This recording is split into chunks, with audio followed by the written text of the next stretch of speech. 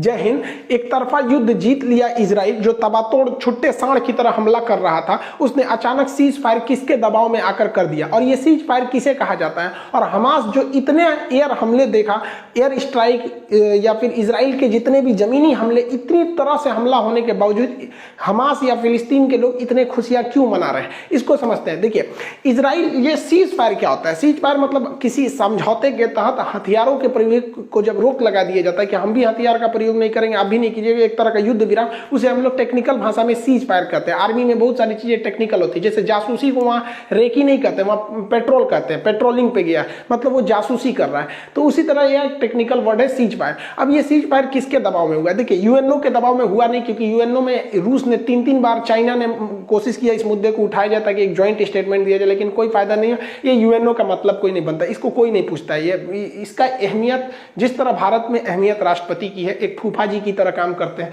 उसी तरह पूरी दुनिया में एक अहमियत यूएनओ की तरह है। एक्चुअली में उसके 5 वीटो पावर वाले ही इसे चलाते हैं। अब कुछ लोग का पाकिस्तान, देखिए, पाकिस्तान हमला कर ही नहीं सकता था, क्योंकि पाकिस्तान को पता था कि अगर ये हमला करने के लिए अपनी फौज को भेजते फिलिस्तीन को बचाने के लिए, तो भारत इधर कर देता उसको पीओके पर हमला करने के लिए, क्योंकि भैया हमको तो मौका मिल जाता। लेकिन ये लोग यूएनओ में, इनके विदेश मंत्री गए, थोड़ा सा भाषण दिए कि अमेरिका वगैरह हमेशा इजराइल का ही साथ देते हैं, हमें प्रोटेक्शन फोर्स बनाना चाहिए वगैरह वगैरह, दुनिया भर का इन्होंने अपनी बात बोला। और इनकी यहाँ तो रैली निकलने लगी थी। इनके यहाँ पाकिस्तान के कुछ नेता कहते थे कि पाकिस्तान को अपने परमाणु बम को निकालना चाहिए, और एक साथ 2-2 निकालना चाहिए, एक तो मार दे इजराइल पर, एक तो मार दे भारत पे। अरे भाई साहब, हम लोग क्या किए थे? मतलब मारो तो हम लोग कौन चीज अपना परमाणु बम का लिए रखे हैं, परमाणु बम मारे, इन सब को बातें नहीं करना, इन सब का अलग ही लेवल है। और सऊदी अरब वाले, इन लोग का मतलब कुछ खास डिप्लोमेटिक वो रहा नहीं था। हालांकि ये अलग बात था कि दुनिया के कई सारे देश जो थे इजराइल पे दबाव बना रहे थे। इजराइल पर सबसे ज्यादा दबाव काम किया तो 2 देशों का। ये तैयबुल अर्दोगान इनिशिएटिव जरूर लिए थे तुर्की के, लेकिन इसमें काम किया एक जो बाइडेन ने खुद अपना एक मतलब एक डेलीगेशन भेज रखा था, जो इजराइल में रह के ही उन पर दबाव बना रहा था। क्योंकि अगर इजराइल जो बाइडेन की बात नहीं मानता, तो आपको ही पता है, देखिए, जो बाइडेन की जो पार्टी है, डेमोक्रेटिक पार्टी, ये एक तरह से कहिए तो अरब देशों के साथ इनके मतलब अरब ईरान समर्थित रहते हैं सब। और जो रिपब्लिकन पार्टी थी ट्रंप की, वो खुलकर इजराइल के साथ रहती थी। तो इनकी पार्टी उतना इजराइल मतलब को उतना फेवर नहीं करती है। हालांकि जब नीतियां बनती हैं तो ऐसा नहीं है कि सरकार चेंज होने से पूरी तरह नीतियां चेंज हो जाती है। देखिए, इजराइल पर 2 ओर से हमला हो रहे थे। गाजा से कर रहा था हमास, और सीरिया से कर रहा था यहाँ पर इस्लामिक जिहाद नामक एक आतंकवादी संगठन। तो ये लोग इधर हमला कर रहे थे, तो सीरिया में रूस के बहुत सारे सैन्य अड्डा है, इसलिए रूस को लगा था कि भैया अगर ये इधर हमला करेगा तो इनके सैनिकों को जवाबी कार्रवाई में अगर ये बम मार के गिरा देते हैं वहां पे, तो युद्ध बड़ा हो सकता है। लेकिन सबसे ज्यादा दबाव बनाया तो मिस्र ने, क्योंकि मिस्र यानी इजिप्ट को पता था कि जितने लोग गाजा से भागेंगे वो इजिप्ट में ही भागेंगे। इवन यहाँ पर हॉस्पिटल वगैरह उनके लिए बनाया गया, रहने खाने का जगह दिया गया, इसलिए सबसे ज्यादा दबाव बनाया तो इजिप्ट ने बनाया। और इजिप्ट की बात, इजिप्ट एक्चुअली क्या है, यहाँ दोनों के बीच में, इजिप्ट और इजराइल के बीच में एक मित्रवत संबंध है, समझौता भी हो चुका है। तो कई दबाव काम किए, लेकिन सबसे ज्यादा अगर कोई दबाव बना रहा था तो इजिप्ट, क्योंकि उसको पता था कि इसी को झेलना पड़ेगा। 11 दिन तक चले इस हमले में 250 से ज्यादा फिलिस्तीन के लोग मारे गए हैं, 1400 से ज्यादा लोग घायल हो गए हैं। हालांकि इजराइल को कंपैरेटिवली बहुत कम क्षति पहुंची है, लेकिन वहां पे भी मासूमों की जान गई है, लगभग 12 लोगों की वहां पे भी जान गई है।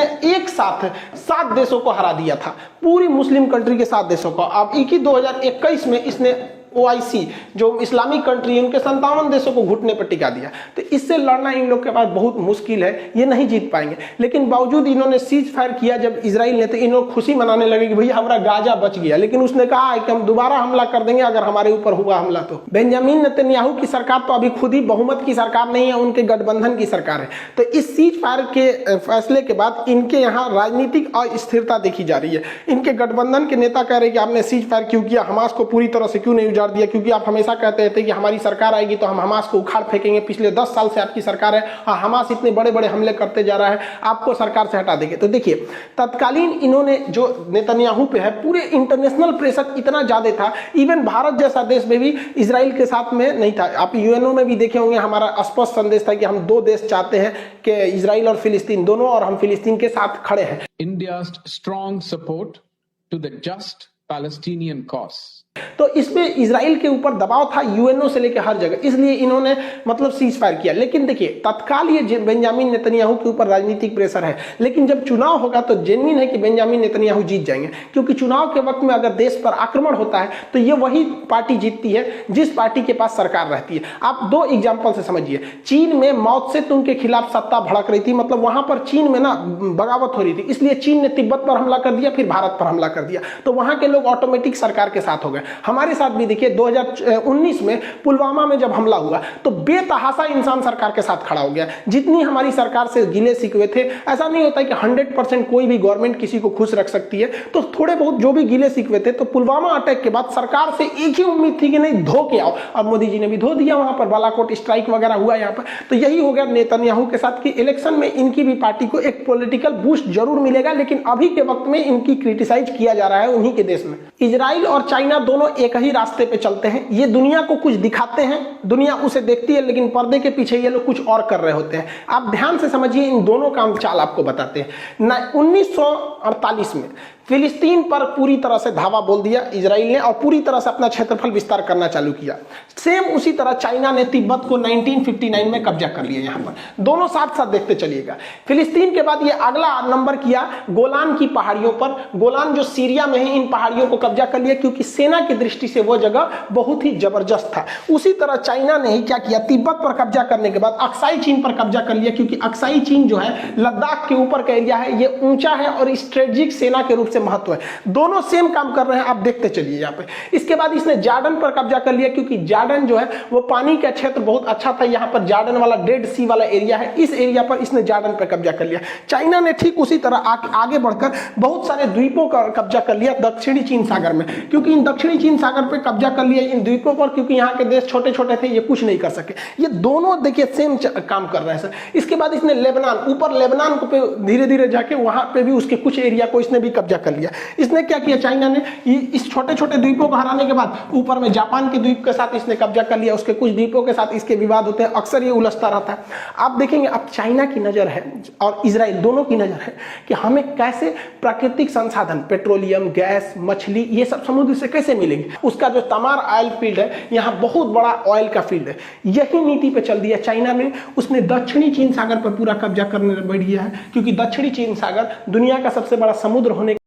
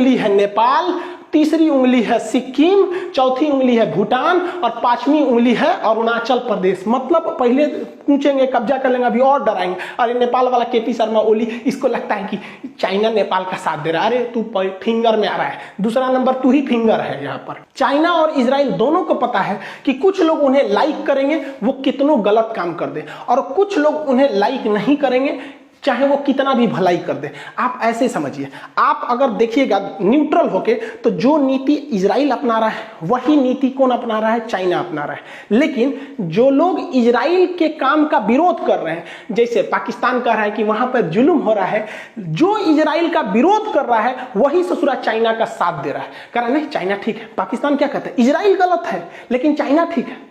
देख रहे हैं, कमवा दोनों एक है। इनको पता है कि जो मेरा साथ देगा वो साथ ही देगा। और जो देखिए जो इजराइल का साथ दे रहा है, जैसे बहुत सारे लोग कह रहे हैं इजराइल ने सही किया, वही लोग कहेंगे कि चाइना ने गलत किया, जबकि काम दोनों का सेम है। तो यही गड़बड़ हो जाता है।